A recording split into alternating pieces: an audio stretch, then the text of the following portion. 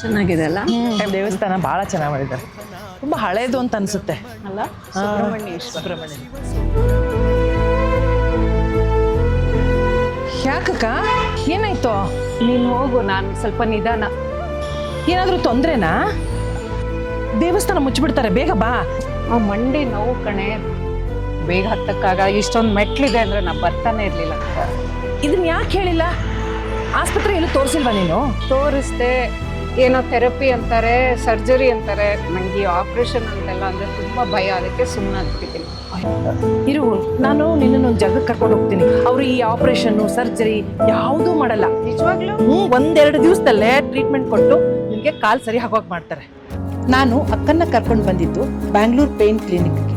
ಹೋದ ತಕ್ಷಣ ಅವರೊಂದು ಫಾರ್ಮ್ ಕೊಟ್ಟರು. ಅಕ್ಕನ ಎಲ್ಲಾ ಡೀಟೇಲ್ಸ್ ನಾನು ಅದರಲ್ಲಿ ಫಿಲ್ ಮಾಡಿದೆ. ಆಮೇಲೆ ಡಾಕ್ಟರ್ನ ಭೇಟಿ ಮಾಡಿದ್ವಿ. ಡಾಕ್ಟರ್ ಚೆಕ್ ಮಾಡಿ ಹೇಳಿದ್ರು, ಇವರ ಮಂಡಿ ಸವದಿದೆ ಅಂತ. ಆದ್ರೆ ಭಯ ಪಡಬೇಡಿ, ಇದನ್ನ ಆಪರೇಷನ್ ಇಲ್ಲದೆ ನಾವು ಸರಿ ಮಾಡ್ತೀವಿ ಅಂತಾನು ಭರವಸೆ ಕೊಟ್ಟರು. ಇಮ್ಮಿಡಿಯೇಟ್ಲಿ ಅವರು ಟ್ರೀಟ್ಮೆಂಟ್ ನ ಶುರು ಮಾಡ್ಕೊಂಡ್ರು. ನಮ್ಮ ಅಕ್ಕಂಗೆ ತುಂಬಾ ಭಯ ಇತ್ತು, ತುಂಬಾ ಹೆದರಿದ್ರು. ಬರೀ 30 ನಿಮಿಷದ ಟ್ರೀಟ್ಮೆಂಟ್ ಕೊಟ್ಟು ಅವಳ ಕಾಲನ್ನ ಸರಿ ಮಾಡಿದ್ರು. ಭಯ ಪಡ್ತಾ ಪಡ್ತಾ ಒಳಗ್ ಹೋಗಿದ್ದ ನಮ್ಮ ಅಕ್ಕ ಬರೋವಾಗ ನಗುಮುಖದಿಂದ ಬಂದ್ರು. Thumbs up ತಂದ್ಲು.